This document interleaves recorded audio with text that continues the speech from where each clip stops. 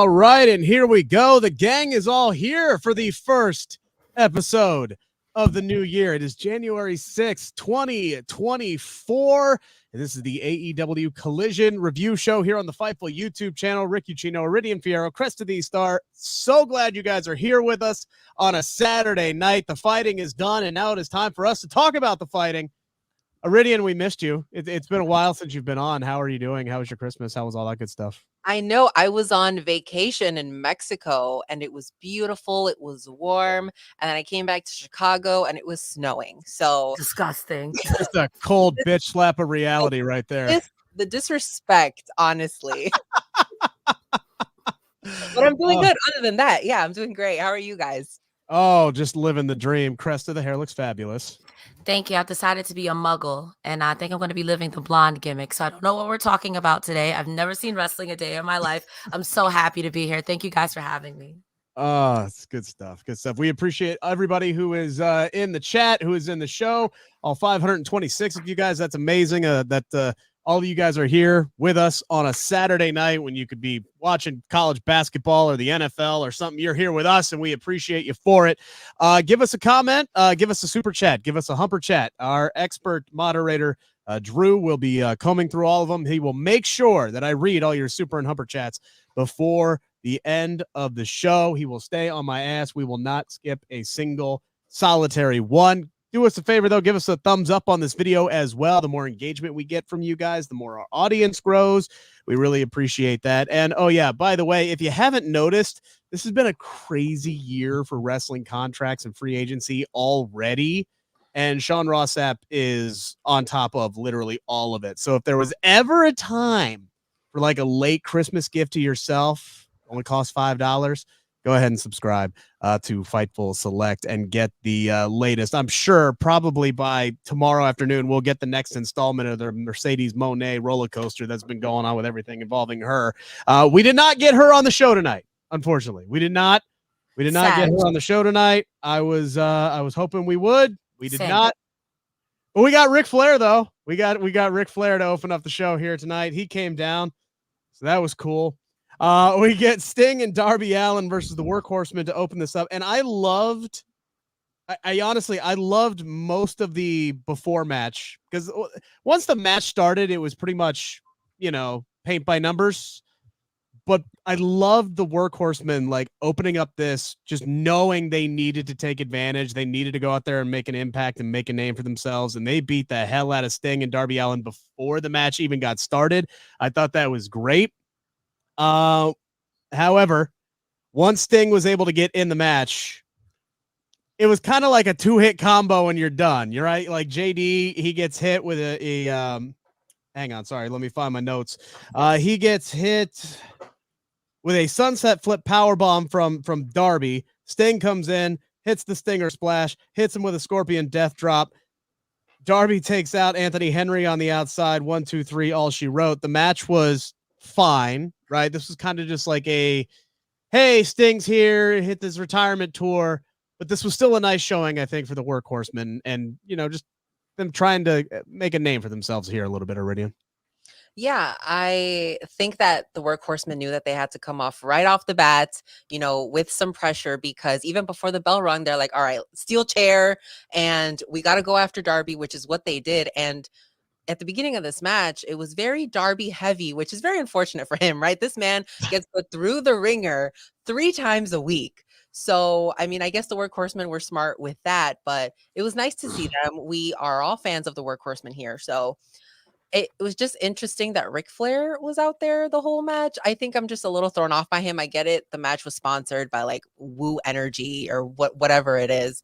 But he was trying to like get involved, and I don't know if I was. He hit somebody with a chop at one point. At least that's what I heard. I was writing notes, and I'm like, I heard before a chop. the bells start when they were yeah. He hit Anthony or somebody. Yeah.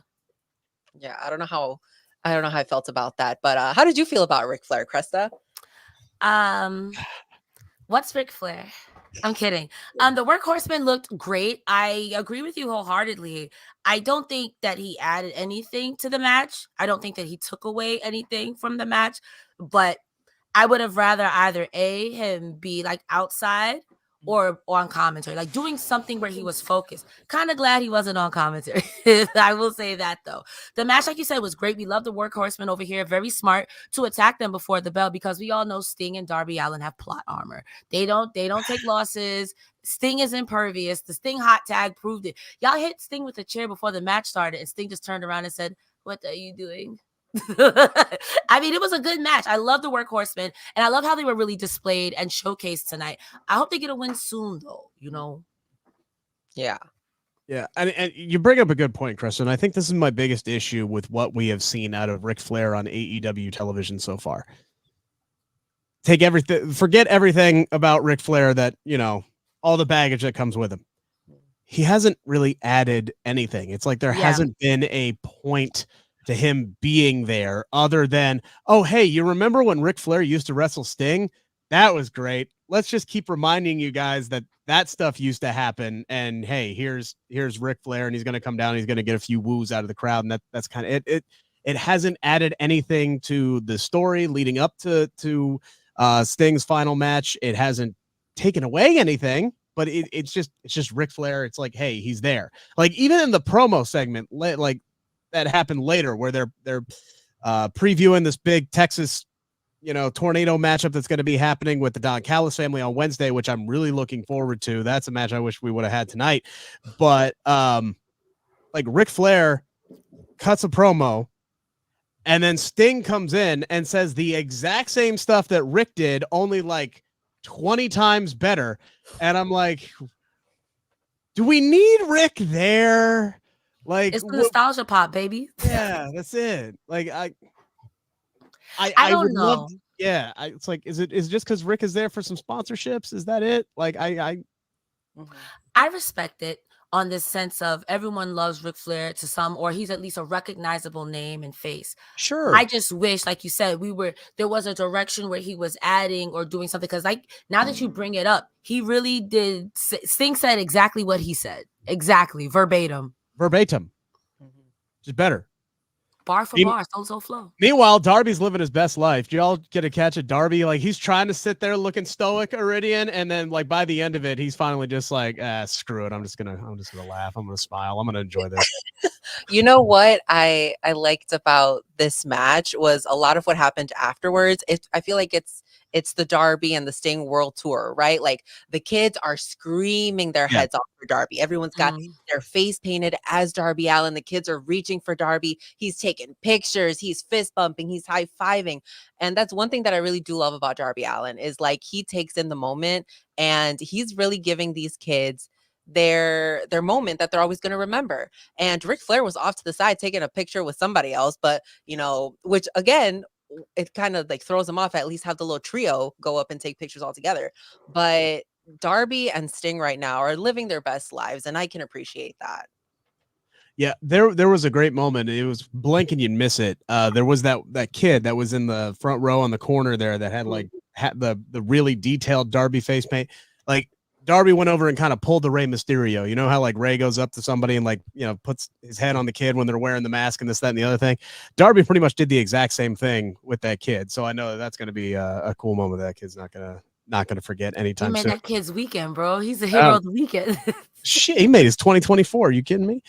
To Rick's credit, though, he did go take a photo with the guy who was dressed up like Ric Flair. So that kind of worked out. The first thing we do is we get a close-up of dude bro dressed up like 1980s Ric Flair, and then Ric Flair's music hits, and it's like, oh, that dude's having a good time. So that worked for the opening part of it. But yeah, there is part of me that's like really, really enjoying this for what it is. The Iridian, I think you said it best. This was Ric Flair's part. It's his retirement tour, not Ric Flair, excuse me, but Sting's retirement tour, right? And any chance we get to see Sting, however, how little or great the action is, just try to soak it in as much as possible because March 3rd is less than 2 months away at this point.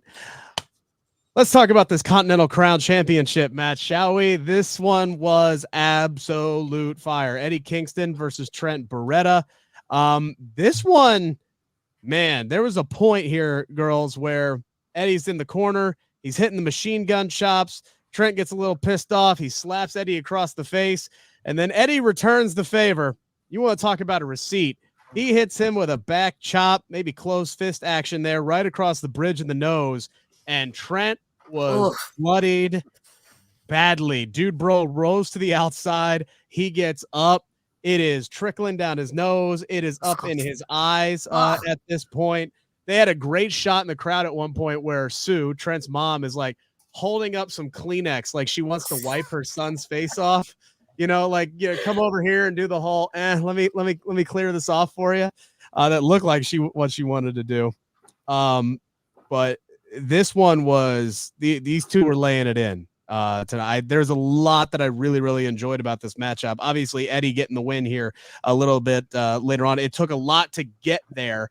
And there was a spot in this match as well where either Trent was really selling it well, or the loss of blood and the fatigue was really getting to him, because when he was doing the triple German suplexes, I love that he took like 10 seconds to get up in between and drop another one to really sell that he was running out of gas here. It took a lot to keep him down, but this is another one of these great matches that Eddie has been on a roll as of late with the matches. And if you're still one of these people out here, Iridian, who can't get past what Eddie Kingston looks like and what he does inside the ring, stop watching wrestling. Just stop at this point. Period. End of story. I loved everything about this match tonight. Exactly. You know, Eddie Kingston comes out every week, and tonight he was standing on business. He walks out there every week like this man, like his parking meter's about to expire. Like, get in. He's got to get in and out. He's like, all right, 5 minutes. I got to do this. I'm out of here. You don't get paid by the hour. Exactly. He is there to work. And I love that about Eddie Kingston. So with that being said, this match had our group chat, talking, and Cresta, you and I were like, oh my God, it's 7:15. Why is there blood? What's happening? It just started. Come on, dogs. We just got here. And when Trent's music hit, I was like, oh, we're going to go into this match right away. Like, it was just back to back. So props to AEW for kind of keeping that momentum from the first match and just going straight into this one. Trent, I don't know if he has a broken nose or what's happening with that, but the fact that he was still performing at such a high level, this man was going through the ropes. Yep. He did not lose steam at all. That literally shows you that these wrestlers deserve their flowers, right? They deserve to be respected. The amount of things that they put their bodies through just to entertain us, for him just to even finish that match, right? And I know, Rick, that you mentioned, those the suplexes that were happening. Yeah. Commentary was even mentioning like, oh, he's trying to like build up momentum. So even commentary was talking about that a little bit. But props to both of them, because man, anytime there's blood in a match, especially at 15 minutes into the show, that's something, right? Mm-hmm. No, I agree. I will say, shout outs to Trent. He looked amazing this match. And y'all know I don't like blood. I'm the softest person on the planet. But that visual was Becky Lynch-esque. Well, just his eyes and up here, I was like, oh, Trent, you're going for the gold. Yes. Also, I'm going to say this here. I'm going to say this now. I get at first it was a joke, but I don't know if I like people calling Eddie Kingston King of the Bums. I don't know if I like that. I'm not going to hold you. I know he's our scumbag, and he's my King of the Bums. But Eddie Kingston ain't no bum, and I don't know what we say. I understand he's the king, but I don't know if I like that. Eddie Kingston showed out tonight. Eddie Kingston was literally like, I'm going to show you why I'm Triple Crown champion. And no matter who you throw at me, I'm going to beat them up. And I'm going to go to the back and be just as mad again. I mean, this man went out, and they even brought it up on commentary tonight. He beat Claudio, he beat Danielson, he beats Moxley to win the dang thing, and now he goes out here and he puts on a spectacular match with Trent. And the dude, I'm so damn happy that he is getting like literally all the flowers right now, that people are starting to realize, the guy's always been great on the microphone. Dude can go in the ring, and he's realistic. Like, yeah. And I saw somebody bring this up on, it may have been Kate, because Kate was, defending against, more Eddie Kingston body shaming today, because Kate is fantastic at that. But yeah, she was like, doesn't matter what you look like. Does he look like somebody who can whoop your ass? Yeah, Eddie Kingston's the guy who looks like he can whoop your ass. And guess what? He can go out there and whoop a lot of people's ass inside the ring. So I'm very, very happy that Eddie's starting to get his flowers. He deserves all of this for sure. I got a couple of super chats here. One from Ricardo the Snowman. Small sack of monies out of love. Y'all are great. We appreciate that. And Carl Williams, new subscriber, joining Fightful as a trainee. Thank you so much, guys, for your support. Make sure to get your super chats in. Get your humper chats in. We will be reading them throughout the entirety of the show, and Drew will make sure I read every single solitary one of them. Bang, bang. So after that matchup, ladies, we get Chris Statlander and Willow Nightingale. And Boots. Don't forget Boots. And Boots. Now, I'm not going to lie. I spent more time, until Boots finally moved, I spent more time trying to figure out if he was real or if that was just a really cool shirt that Chris Statlander was wearing. I'm just like, is that a real iguana? He's not moving. Where would you even get a shirt like that? And then I'm like, oh, he moves. Cool. Wait, what did they just say? What were they talking about? I have no clue. I was completely focused on Boots. Boots was the star of this promo. Iridian, can you fill me in on Rick, I really wish that I could.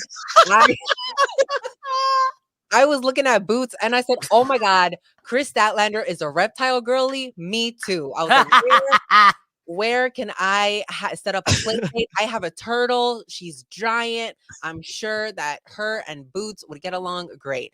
I was also distracted because Boots moved at one point, and I'm like, oh my God. Yeah, he started like crawling up her neck and stuff. I was like, he's going to fall. What's going to happen? This whole promo is going to be out the window if Boots falls right now. Oh, gosh. I was entertained in this little promo, okay? Don't ask me because I have the same note. My note said, why she got a lizard? And when I tried to listen to what they were saying, I don't know if y'all saw on Twitter, but Stokely Hathaway brought a cameo from Kurt Angle. Oh my God, that was real? That's real. He definitely brought a cameo from Kurt Angle to try to promote the slander between Willow and Chris. And in that moment, all I can see is Kurt Angle giving us a...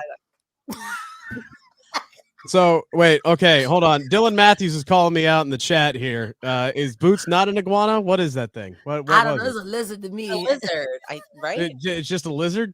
Yeah, I think so. I mean, there's. I'm sure it's like a little dragon or something, but like it's a lizard dragon or something. Yeah. Okay. All right. I don't know. I apologize to all of these bearded dragon. Tron 88 in the chat says it's a bearded dragon. All right. Period. The only reason that I knew that it was real was because someone posted him backstage on Instagram on the stories. They had him like, oh my God, he was having a great old time backstage. Boots is over. Shout out to Sean in the chat. Shining Lizard, new finisher for Chris. Come on, now that's free. Okay, now. Listen, if Killswitch goes back to Luchasaurus, Shining Lizard. Come on, that's free. That's free. That's free. That's free. Meet Normus with a super chat says, when I jumped when Boots moved. Geez Louise. I didn't jump. I was just like, I'm thankful. Like, I'm just like, okay, good. He moved. Now I can it's real. It's a real lizard. I can focus on what's going on in the segment. I think we were talking about how they had a great 2023 for the two of them, which they both did. And they're looking forward to doing more in 2024. But yeah, Boots definitely stole. Also, it's Kate in the chat, not Sean. Love you, Kate. Okay. Thanks, Kate. Well, I was, when it says Sean, I'm going to assume it's Sean, but Sean's too high profile for us. Yeah. Yeah. All right, guys, make sure to get your super chats in. Get those super chats in. We're going to read them all throughout the entirety of the show. Y'all, Hook wants some of Samoa Joe, and I am here for it. Like this, like you want to talk about going from 0 to 60 real damn quick. Like, yeah, let's go. I've been waiting for like the jump up in competition for Hook. He says his winning percentage is unmatched by anybody, which is true. I'd look this up. He's 43-3 in his career in AEW, period, in professional wrestling, but in AEW, he's 43-3. 2 of those were tag team match losses, and the only singles match loss he has was against Jack Perry for the FTW championship. His best win, though, is arguably Jack Perry and Ricky Starks and Ethan Page. Like those are his top 3 wins. So I've been waiting for this jump in competition for him. This is one small step, one giant leap level stuff here, because he's going directly for Samoa Joe. But Iridian, I don't hate it. I want to see it. I was very surprised when he said Samoa Joe. I was like, out of all of the names on the roster, you said at the top. He's going to the top, and later we'll talk about it on the show. But like, Edge put out his challenge, and then Griff Garrison answered. I'm like, oh, okay, that would have been cool to see. Maybe Hook could have answered that, and we could have gotten like a good match between Hook and Edge, right? We could have played with that. But Hook, why you got to put the emphasis on good? Like, why'd you have to put the emphasis on that? No, it was a shade. Is Griff Garrison catching strays here? What's happening?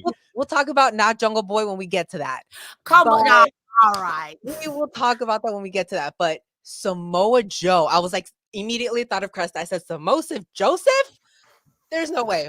And I was like, I need to talk to Cresta about this. So what were you thinking when he said Samoa Joe? I'm one of the 3 people who are not sold on Hook. So in this moment, I'm like, oh no, baby, what is you doing? This is gonna be a good match. Don't get me wrong, it's gonna be a lot of suplexes, but that muscle buster, I hope you're ready for it. Because if you think Hook, you have a bright future ahead of you, but that light is gonna be real dim when you get choked out, because you ain't choking out Samoa Joe. Like, exactly. Come on, you mad? No disrespect, but you are like what? 120 pounds holding 2 bricks and a dictionary, and Samoa Joe is shaped like a brick and a refrigerator. Pounds, yeah, but it's Samoa Joseph. Come on now. You're gonna fight a refrigerator? I don't think. Yeah, I'm pretty sure Joe's eating meals bigger than Hook. Like, and that's no disrespect. Hook's father, but I digress. I don't think. I like Hook. I think it's going to be a great match. And like you said, it's going from, okay, I'm tired of minking these guys up and I want to take a big leap. But Samoa Joe, big leap, I respect it. I respect the hell out of it. I love how Hook is just like, yeah, I want a second title. Let's forget the other 3 that are out there right now, and let's just jump right for the big fish here. And I love the dynamic of how is that match going to work, because Samoa Joe has such a huge size advantage on him. Like, Hook's matches, he wrestles guys who are more his size, and he is able to utilize his strength and his core and his power and still chuck dudes around. He's not going to be able to do that to Samoa Joe. He's going to have to shuck and jive and use his speed and quickness and see what he can do to get the big man off of his feet and maybe lock in, Red Rum and get a pass out victory. But I'm here for it. I want to see it badly. I want to see how that works out. You, Rick. Yes. Given the opportunity, though, if you Hook, who are you challenging? Certainly not Orange Cassidy, who got plot armor. Certainly not Eddie Kingston, who don't get paid by the hour. Exactly. Who are you realistically challenging? Yeah, I mean, I ain't messing with Christian and the patriarchy either. Are you getting cheated out your boots? That's like fighting all of Jeff Jarrett. That's how. I mean, the last thing I need, like, seriously, if Hook got mixed up with Christian, the one person who should be concerned is Taz. Like, that immediately, like, okay, I don't need cut that promo on Taz. No, Taz, you're not cutting that promo on Taz. Will get up behind that desk. Now the words have come out of my mouth, I want to see it now. Like, I want to see Taz get involved with Christian and have that promo off. I think that would be funny. But Father of a Year match. Stop, Iridian. You're fired. And then Daddy Ass is going to be in there too. Special guest referee, Daddy Ass. I feel like only if Taz wins. If Taz wins. Because I don't make Taz get up from behind the desk to lose to Christian Cage. But I digress. We got a super chat from Yes Boy. Taz once managed Joe in TNA. Hook is Taz's shoot son. Give me Taz on commentary during this match. Bubba. Yeah, 100% for sure. I'm 100% sold on that. Let's get it going.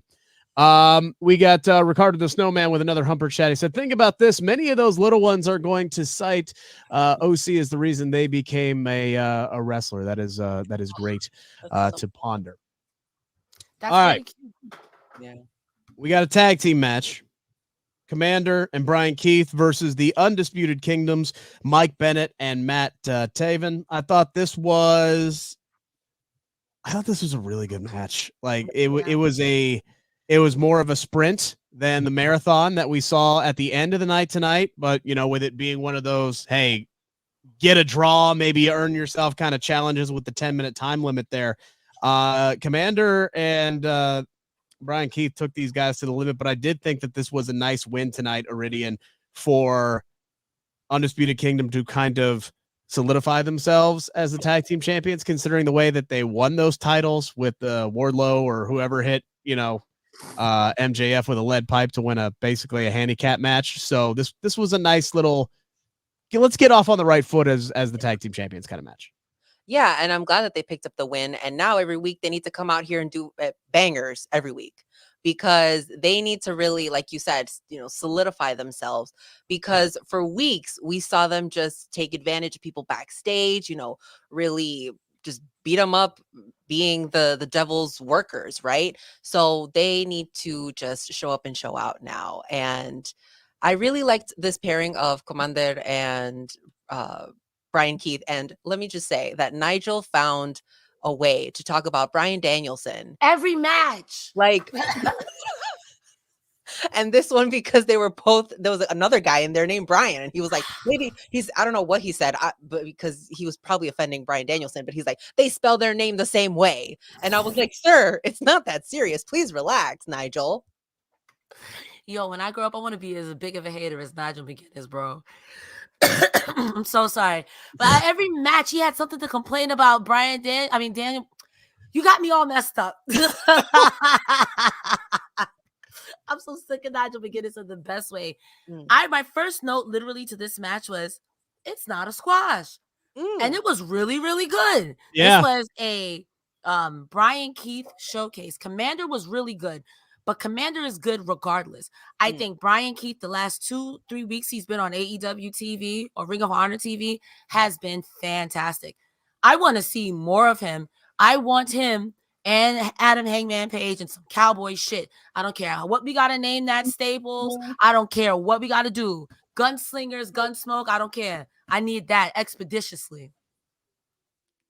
Yeah. So, by the way, somebody bringing up in the chat here, Delayed Grat, saying that United Kingdom should challenge for the AEW tag team titles. I kind of wish they were the AEW tag team champions, because being part of the United Kingdom, they're going to be featured more on AEW television than they really are Ring of Honor television. So wouldn't it make more sense for the Ring of Honor tag team titles to be on a more stricter Ring of Honor tag team? Just kind of.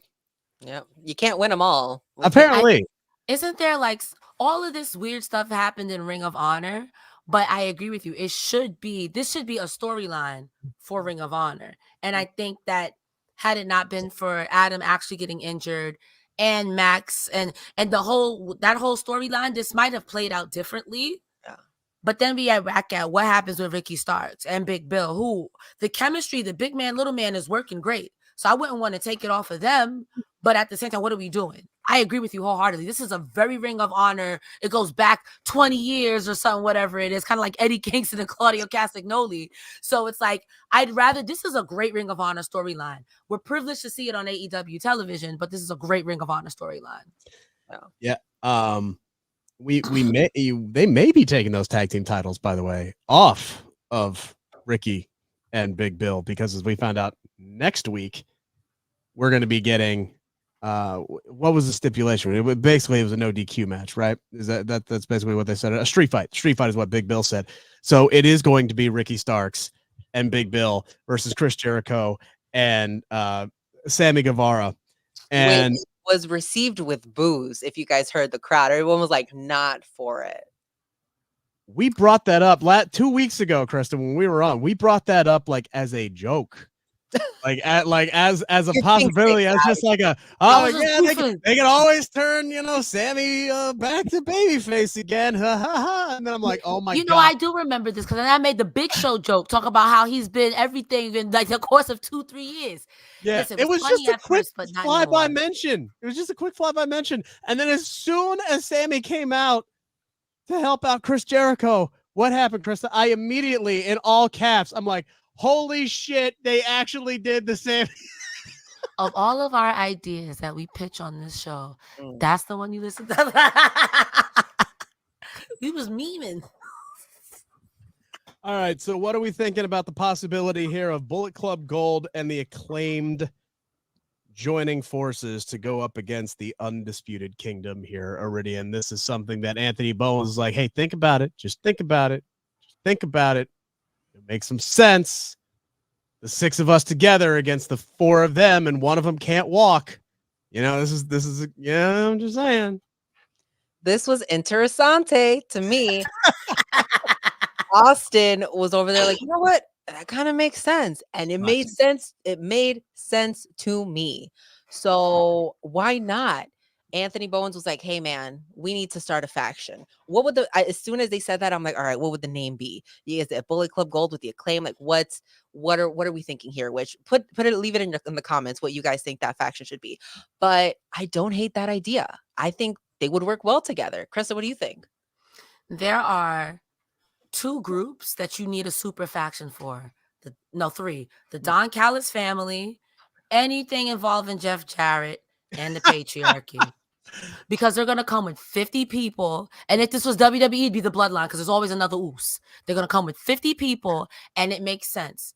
I do not hate the Acclaimed in a Bullet Club situation because I think the Acclaimed are great, but they still are on that ha ha ha, we're good ha. I think the Bullet Club would give them a much needed I don't hate it. I don't hate it. Conversely, I think Jay White is going to have 2 gremlins of Max Caster. 3 gremlins. Max Caster, Austin Gunn, and what's his name? The gremlin. Oh my God, I can't think of his name. Juice Robinson. Juice. So now you got 3 gremlins. Mr. Honeycomb. He's going to turn on that team. He's like, I'm going back to New Japan. I hate you guys. See, I would love for Juice to come back like several weeks down the line here after these guys are all buddy and they're hanging out and they're playing cards, and he's just like, "Oh, did I miss? What is going on here? Why aren't we whooping these guys' asses?"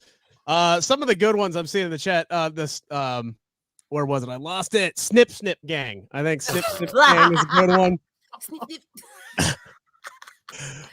Somebody wrote Bullet Club Platinum. I thought that one was pretty good. That's interesting. I have a group chat named that Bullet Club.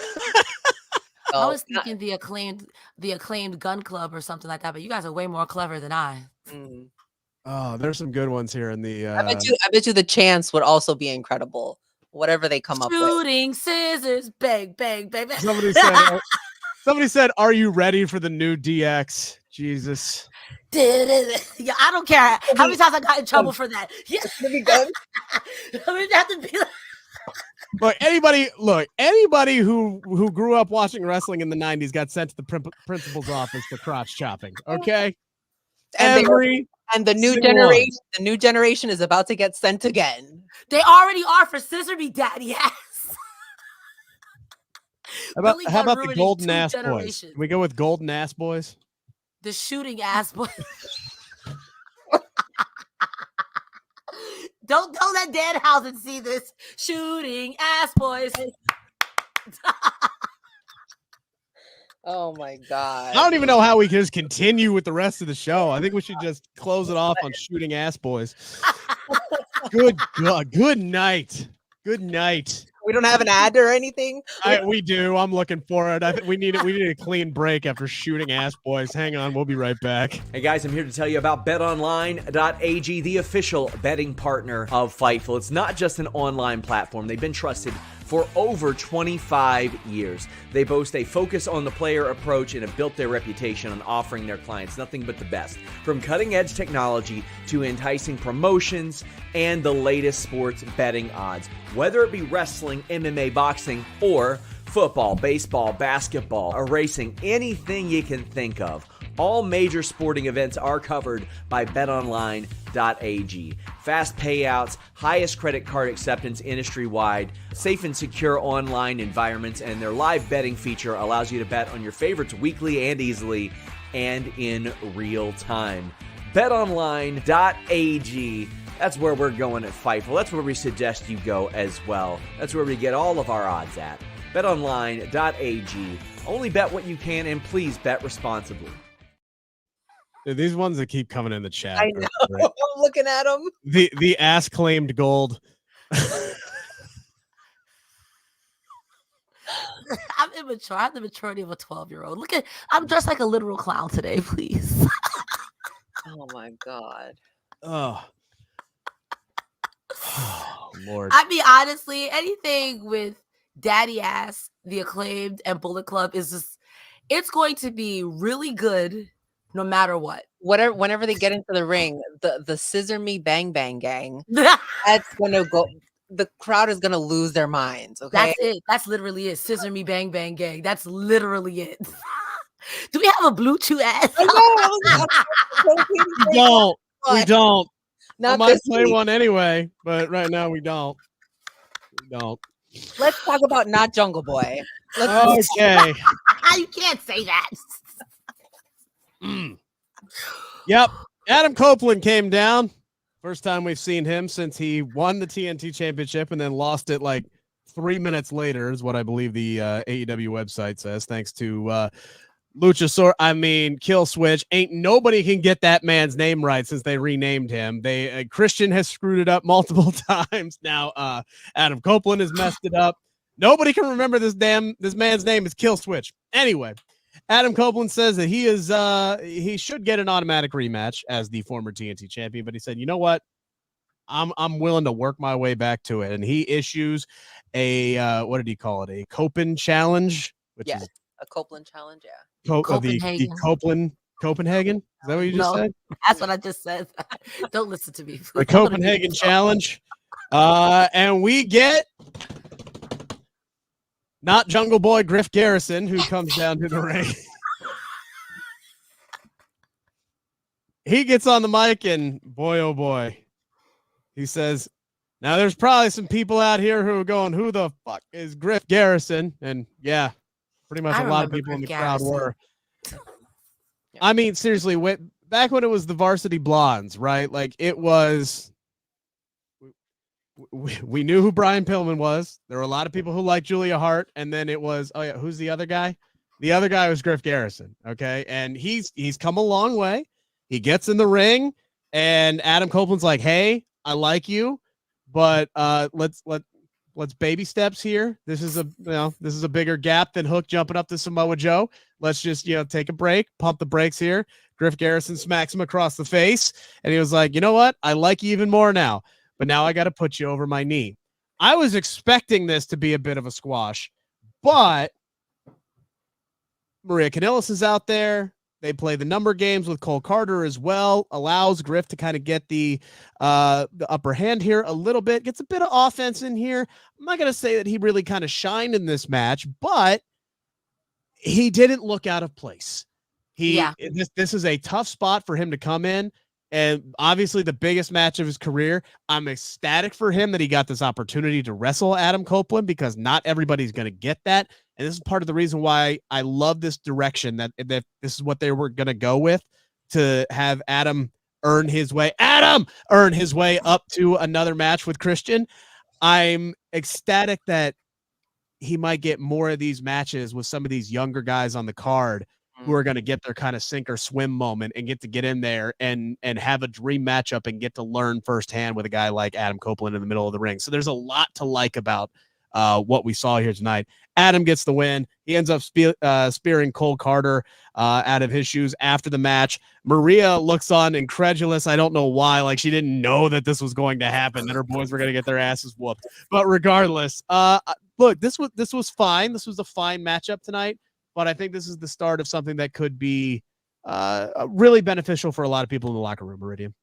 Yeah, I thought that this was great. You know, Griff Garrison, we call him not Jungle Boy, but that's a callback to BTE. Great segments that they would do with the Dark Order, 10 out of 10. I was a fan of the Varsity Blondes when he was with Brian Pillman and Julia. I also thought she was great at her cheerleader gimmick.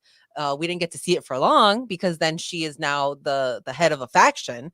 But it was nice to see Griff and, you know, Cole and Maria. I actually forgot that Maria was ringside up until she caused a distraction. So I'm like, all right, good for them. I like this group. So I hope that we do get to see this younger talent, you know, get to fight Edge. And props to Edge, because he doesn't have to do this, right? He doesn't have to go out there and put over these younger talents. And like Griff said, he's like, you guys are probably wondering, who am I? So he even acknowledged it.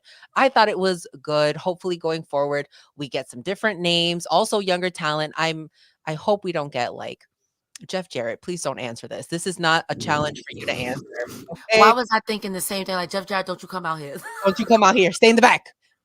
Jay Lethal, stay in the back. This is not for you. Like, Iridian, why are we the same person? It's there. I feel it. No, I agree wholeheartedly. I like that Edge is putting over these younger guys. And like I said at the beginning of the show, sorry, I'm getting over COVID. I had COVID earlier this week. I didn't go to. Jeez, both of you. Yeah, I did bang. I got the COVID bug. I got the suds. So I do like them putting over younger talent. That's pretty much been the theme of this night, except for that Claudio match, because he beat that young man's butt. Oh my goodness. But yeah, like Griff Garrison put on a show for all intents and purposes. And even Cole Carter attacking Edge after the fact, still getting speared by Edge, getting in the same ring. I keep calling him Edge. I'm sorry, Mr. Copeland. Sorry, Mr. Copeland. I'm sorry. My apologies. Old habits die hard. It's okay. Listen, do this. Give me some grace. So I think it's great. And the fact that he's like, I'm willing to go from the back of the line to the front of the line, that means we're going to get a lot of great matches with a lot of new talent. And hopefully it will put him in a position to not get stuck in a Jeff Jarrett situation or a Don Callis situation, but maybe a Dark Order situation, because where the hell are they? You know what I mean? Maybe a situation where there's a faction out there that we forgot existed, or a people that we forgot existed, and then they come out of the woodworks and we're getting great matches. And we're like, what about these guys versus these guys? So that's what I hope to eventually take it off of Christian Cage, because Christian Cage is the worst dad I've ever seen. Yeah, I really don't want Christian's run with the TNT Championship to ever end, like ever, just ever. They can find a way to keep going. And if like, they just want to keep doing Edge and Christian matches, Adam Copeland and Christian matches for, the next, 2 years. If there's going to be as good as what it was at World End, I'm fine with that too, to be completely honest with you. Like, if it ain't broke, don't fix it. So I'm happy with what they're doing right now. Our lone women's match of the night, which ended at 9:20, was Skye Blue and Kiera Hogan. I loved the finish to this. Skye kind of doing like her own version of a dragon sleeper to get Kiera Hogan to tap out here. I thought both of these girls really laid in their shots tonight. There was a lot to like about this matchup. Unfortunately, a lot of it was in commercial break, but still, I thought this was a good showing. I thought Skye Blue got a nice reaction from the crowd as well tonight, Iridian. So, I'm always going to ask for more women's action on the show. We got a promo segment that was mostly with a lizard, is what we focused on. There was the lizard action, and we got this matchup tonight, and then we got the Serena Deeb promo. I'm really looking forward to Serena Deeb coming back, and we can obviously talk about that. But what did you think about this matchup first, Iridian? I thought it was a good matchup. I'm glad that the Skye Blue's getting her recognition. She's getting her fan base. And Kiera Hogan, I love. She does not hold back when she's in that ring, right? She doesn't pull her punches, which I can appreciate because that girl's going to hit you hard. And I'm always a fan of the gear. Like, these women come out and they look great. They're fantastic every single week. I have nothing but good things to say about this match. I'm glad that we got to see more of Kiera. And I do like that commentary reference, like, hey, don't forget, Kiera is not just nobody. Like, she had a great feud with Athena. And they talked about that. I think it was like a Chicago street fight that she had. So Skye Blue was her partner and whatnot. Yeah. So they were referencing that. And I'm like, yeah, you guys cannot sleep on Kiera because she is fantastic. And they did mention that Skye winked during this match. And I think someone asked Nigel, like, Nigel, was she winking at you? Nigel didn't say a word, right? Like, Nigel was like, no, not me. She wasn't winking at me. I don't know who she was winking at. It wasn't me.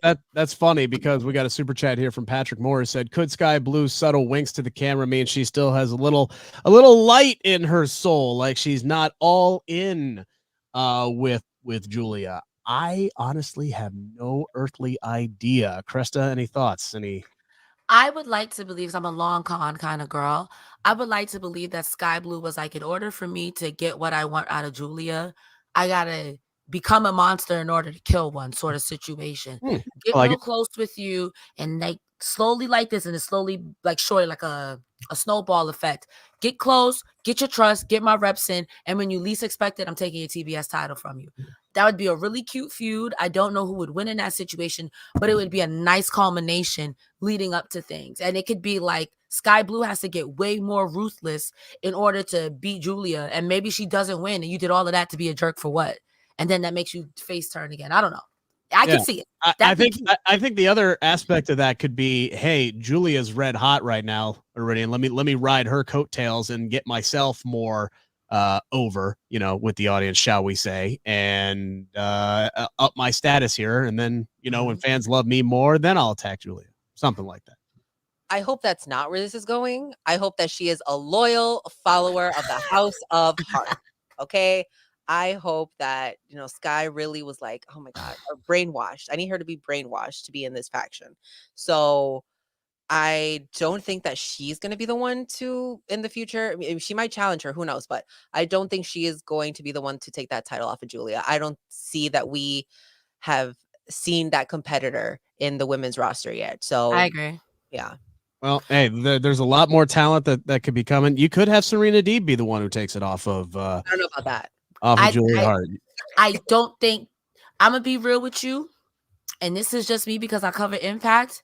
If Serena Deeb versus Deonna Purrazzo doesn't happen, that is literally Dean Malenko versus Perry Saturn. I'm going to fight the air. Damn, a Perry Saturn reference on a Saturday night. Oh yeah. It's 1996, baby. WCW. Yeah, you're pulling out some Kevin Kelly level references here. You're welcome. But I'm like, there's no way you have Deonna Purrazzo and Serena Deeb on the same roster, and there's not a hold for. The only way that could get more technical is Natalya said, I'm coming out the Hart Dungeon for 5 minutes. I know it's not going to happen. But you know a forbidden door. The true forbidden door. That's something I wanted. At that point, that's Dean Malenko, Perry Saturn, and Eddie Guerrero. Like, at that point. Like, honestly, I that's what I need. And I don't want Serena Deeb for the TBS title, because I think Serena Deeb is a main title girl, and there's nothing against the TBS title.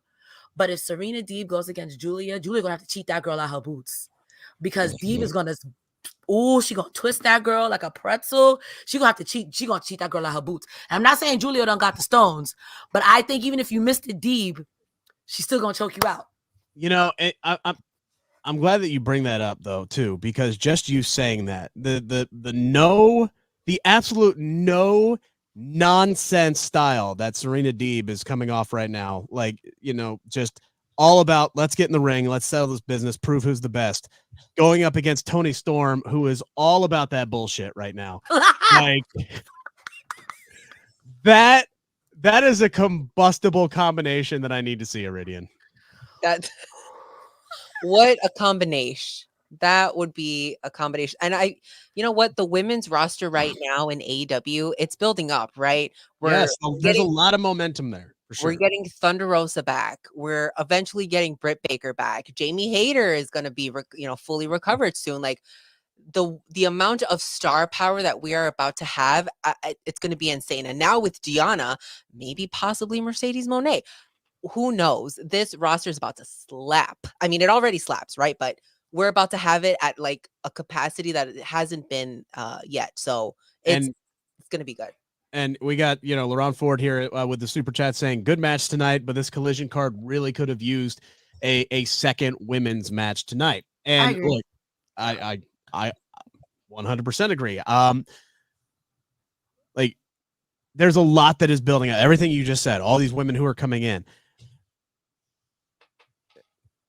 There's going to come a point where it's almost going to be like TK is going to be forced to book multiple women's matches. 2-3 matches. Just two. Just two. Give me two matches on a Saturday night. Like, heck, if you sign Mercedes Moné, if you sign her to the money that it's going to command her to bring her in, hey, build Collision around her and this women's division instead of, CM Punk like you actually were going to build this show around. Mercedes is the star, okay? Bring her in, let her be the center of Collision and call it a day. Like, and just have Collision be the women's, especially with three of us on a panel on a Saturday night. Just have that be the women's show. Bro, honestly, would it be crazy if you just did one men's match at 9:20? Wouldn't that be crazy? And you did the rest women's matches? Wouldn't that be absurd? That would be crazy. Like the only involvement that the men would have would be promos, and the rest of the show was just women's matches. Wouldn't that be great? Main event, TBS title 1 week, main event, Timeless Tony Storm another week. For a gasp! Imagine such a thought. Oh my God, the man babies would be going to Twitter and typing so furiously they would be breaking their keyboards if something like that happened. Meanwhile, Collision numbers drastic go up.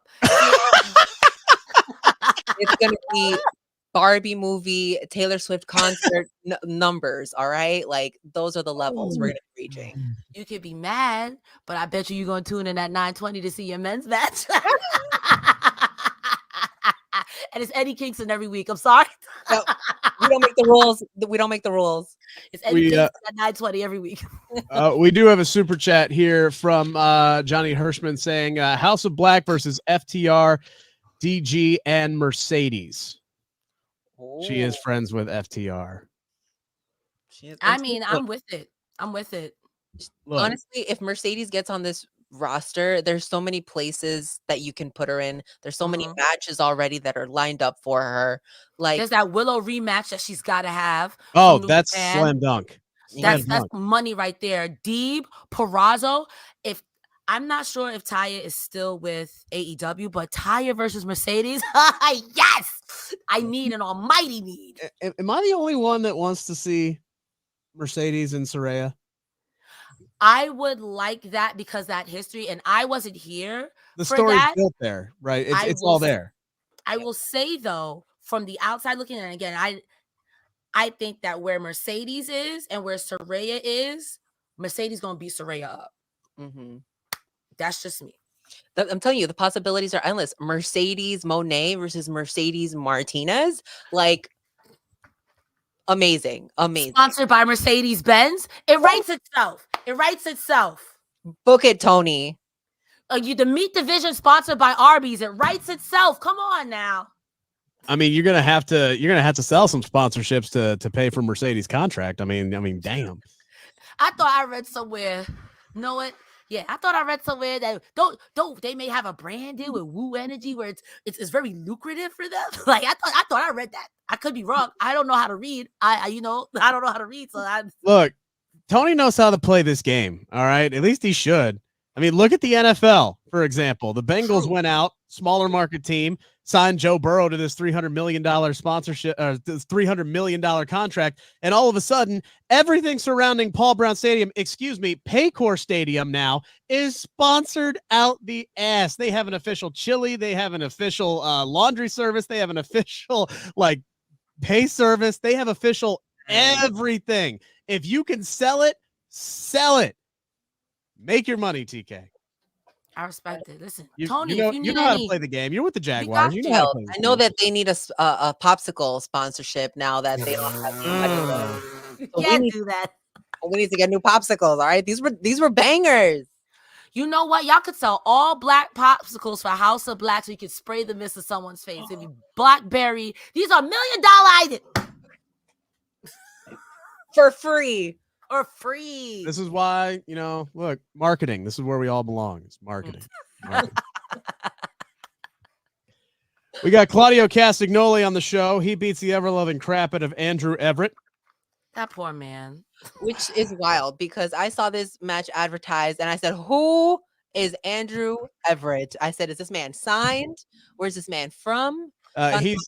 He's actually going to be Adam Copeland's next opponent. Is what's gonna? I don't know. I'm just saying. he's entering the open challenge. He's in the Copenhagen Whatever the challenge is, he's there. Hope for Hope challenge.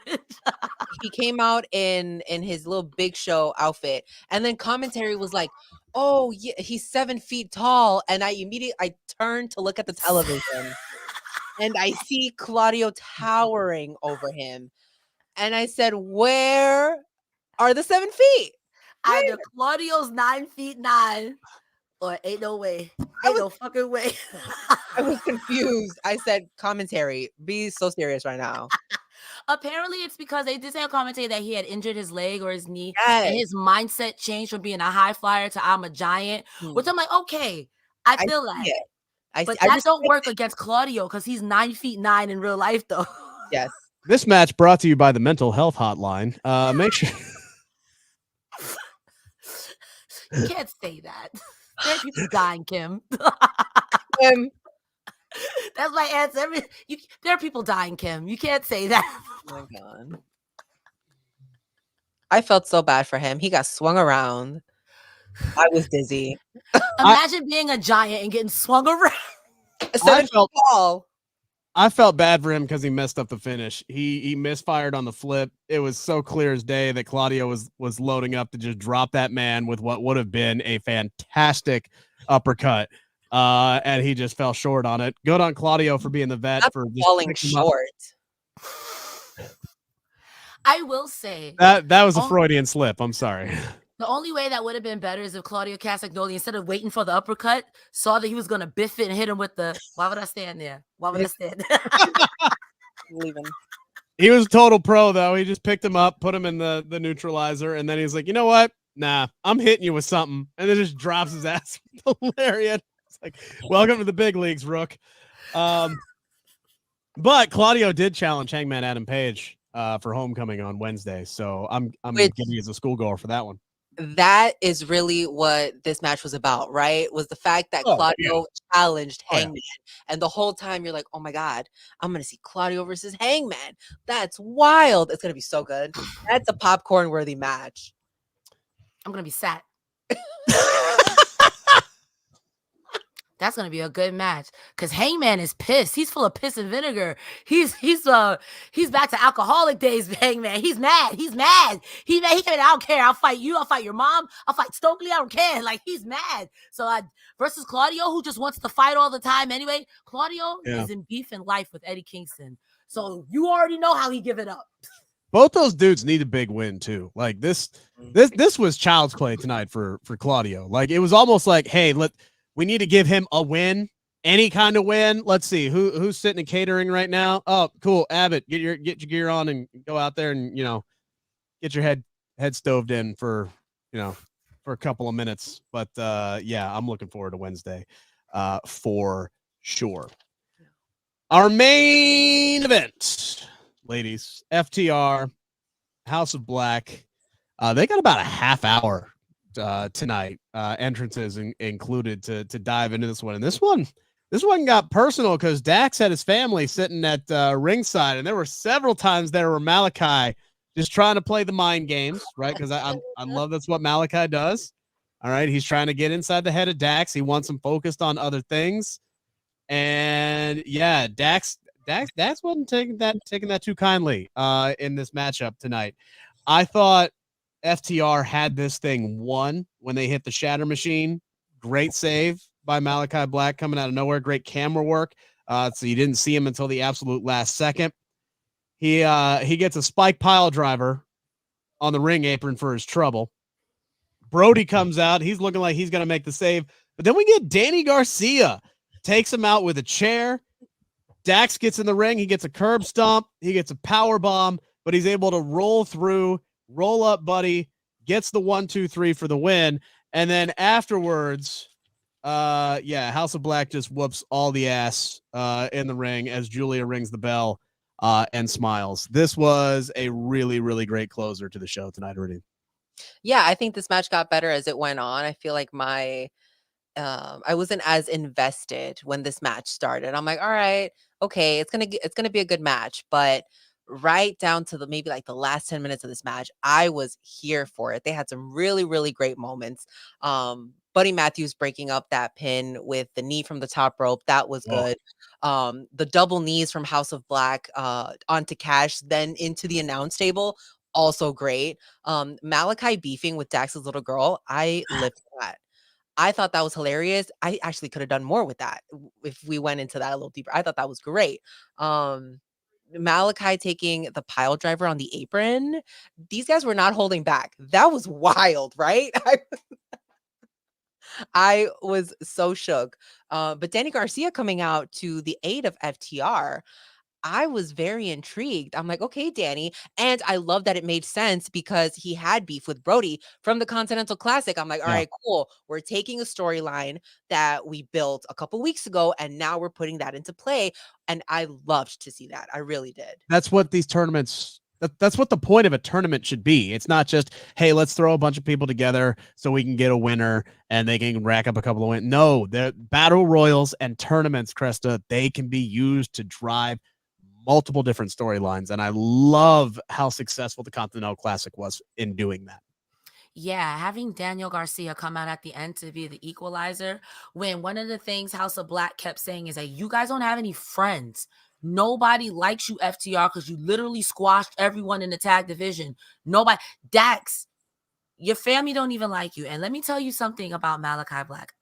I am a Zelina Vega stan. So, ergo, Malakai Black could have went over there and slapped that whole family. And I've been like, they probably deserved it because I'm a stan, you know? So I think him menacing the family the whole time, I was like, yo, you're a piece of crap. But I agree with Iridian.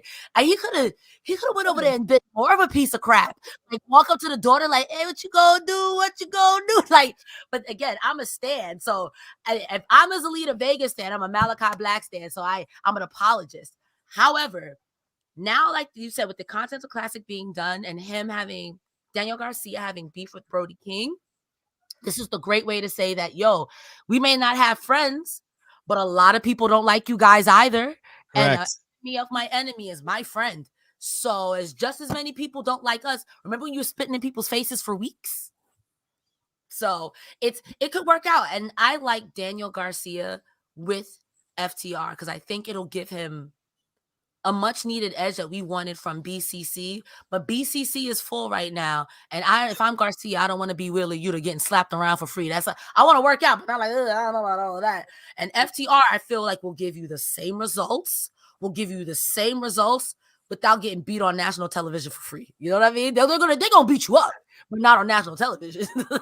Yeah, we actually got a super chat here from Maddie Nice. Appreciate it. Says, we've all been focused on Danny Garcia joining BCC and being a wrestler, as opposed to being a sports entertainer. We forgot about the other wrestlers in FTR. Them being a faction has promise. I don't know if they'll be a faction. I would much rather see Danny kind of stand on his own. Yeah. But, just For the just him sake kind of of getting this, involved and kind of for the sake of this, it works to kind of even out the playing field here a little bit. Regardless, Iridian, I think this is going to be a big year for Danny Garcia. I think this is going to be the year for Danny Garcia that a lot of us wanted in 2023. And it also goes to show you that performances and matches mean a lot, because this man won one match in the Continental Classic. One. But he was still one of the stars of the entire tournament. Yeah, it didn't hurt him at all to take all of those losses. And I think that, Danny Garcia is a standalone wrestler. He doesn't need to be part of a faction. He doesn't need to be part of a group. Get him away from, I love Daddy Magic, but Daddy Magic is not steering him in the right direction, right? Also, what are we doing with Daddy Magic? I think that's a question we need to answer. I think that Danny Garcia can benefit from not necessarily being mentored, but receiving advice every now and then, right? And getting help from FTR, in the form of words or a couple matches. I think that would be beneficial to him for this year. He literally, sky's the limit for him. This guy has fantastic matches. The audience is behind him. So yeah, I think that this could very much be not like a breakout year for him, but kind of a breakout year. Yeah, I had the pleasure of talking to him at the World's End Media Scrum. And when I asked him, like, what do you think is going to come, like, even though you didn't win, do you think people are going to put more respect on your name? And you could hear the passion in his voice. Like, I appreciate AEW for trusting me to put me in this position to even be spotlight, to be showcased. They could have put anybody in Daniel Garcia's position, but they chose Daniel Garcia, and he showed up and showed out. And I think that putting him in a high-profile feud, especially with House of Black, who's been on fire at the later end of last year, is a great way to do it, especially next to FTR. I agree with both of you that he is a standalone star, and I would love to see him be the next Owen Hart Tournament Cup winner. I could see that for him if we do something with him afterwards. But, like, he's a star, but FTR tutelage, wouldn't hate it. Danielson tutelage, wouldn't hate it. I'm trying to think of somebody else who's like a big uncle in there that I wouldn't hate. Even a Claudio, just be like, yo, get it together. I wouldn't hate it. And like you said, poor Daddy Magic, I like him too.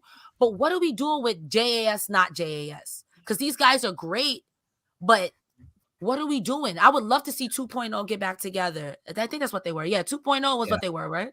I would love to see them get back together. And FTR would be the group to help them get your shit together. Yeah. One more super chat here before we wrap up from Matthew Hooks. Always appreciate it, Matthew. Britt and Mercedes for whose division it is would absolutely sell. Yeah, just give me Britt with literally anybody. I miss Britt. I miss Britt every single day. I don't know what she can come and just cut promos every week. I don't care. But again, if Mercedes comes in, you could literally build Collision around her, build Dynamite again around Britt, and for the women's division, and then have them meet at like a World End or some kind of pay-per-view. I don't know. There's so much that you can do that you're just missing out on in the women's division. Where's Anna Jay? We talked about JAS. Anna Jay has, again, she's like the Danny Garcia also of that group, but so her potential is also untapped, and they're just not using her, and it's unfortunate. Where's Penelope Ford, bro? Where's Penelope? Abaddon. They started bringing back Abaddon, and we're like, all right, love that. More. Yeah, honestly, Abaddon in House of Heart, I'm always going to pitch it. I pitch it to Julia, and I don't care. I'll pitch it again. Abaddon and House of Heart, they would fit that aesthetic, and that is your Brody King. That I want Abaddon around more in my life. I need them. I need them personally to be my sleep paralysis demon. We appreciate everybody who sent in a super chat or a humper chat. Thank you guys very, very much. Always appreciate the audience participation, especially when we were trying to come up with faction names. That was really, really good stuff tonight. Iridian, where can people find your stuff? You guys can follow me on Twitter and on Instagram at Iridian_Fiero, like it says up here, but also head over to my YouTube channel at Rest Friends. That's WREST Friends, Wrestling Friends together in one word. I got some good interviews, some vlogs. I have some just great stuff planned for this year. So head over there, watch a couple of my videos, give it a like. It helps with YouTube and other people discovering my videos. And every Saturday night, of course, you can find me with these beautiful people on Fightful on the Collision Post Show. Cresta, where can our beautiful fans find you? Ladies and gentlemen, it's a new year. It's a new me, and she's blonde, and she doesn't know what's going on. Every Mondays now only, because I got a muggle job. You can find me over on Twitch or TikTok at Cresta Star. Every Thursdays, I am here on Fightful with Joe Pearl. We're now going over TNA because Impact is rebranded.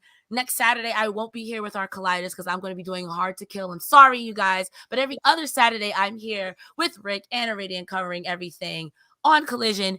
If you want my link tree, it's in my bio over on X or Twitter, which is Cresta the Star, like Megan the Stallion. My YouTube is the same, and I'm going to promote my YouTube once here now because I'm going to start my podcast this year. I'm tired of you guys DMing me about it. I love you all. And also check out my interview with Gringo Loco that's here on Fightful. It's my first one, and I worked really hard on it. And you guys should give it a thumbs up, or else I'll come to your house and lick your eyeball in your sleep. Rick, where can they find you? Right up there. I always do that.